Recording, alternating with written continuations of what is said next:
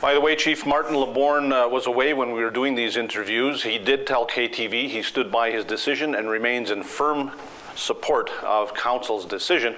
Carl Horn did not respond to our interview request. Well, education was the big topic on the community meeting that was held last night as we record this program.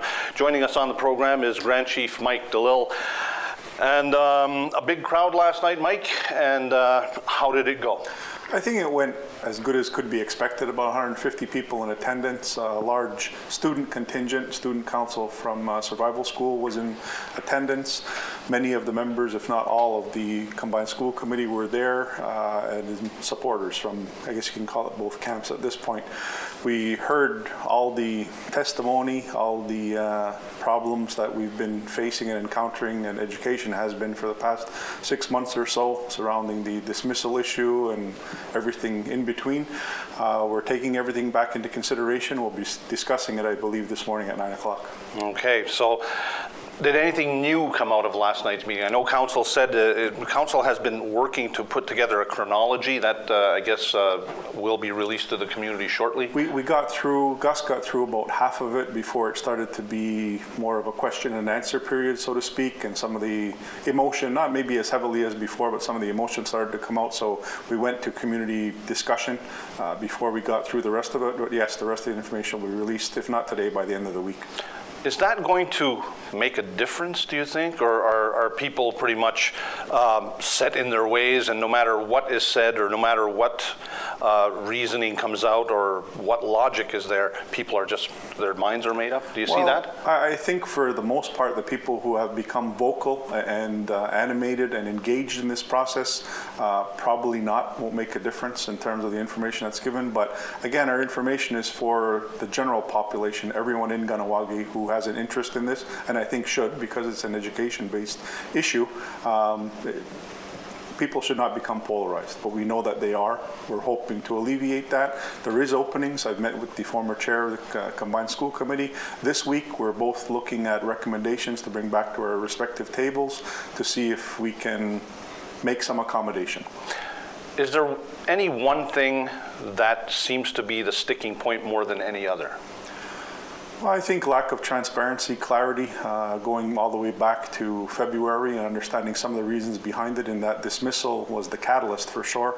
But I think just the period of time it's taken is leading to the level of frustration that ultimately led to Council's decision.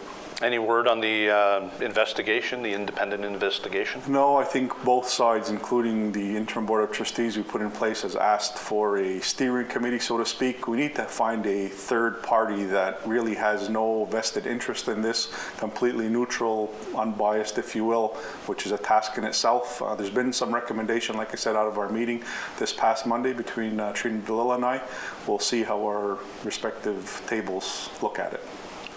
Well, I guess it's just the long process here at this point. This started back in January or thereabouts, and I guess at this point, hope that there's some resolution coming up. I believe there is. Like I said, we do have an open mind. We're trying not to dig the heels in. We're hoping the other side, unfortunately, as I call it, doesn't do the same.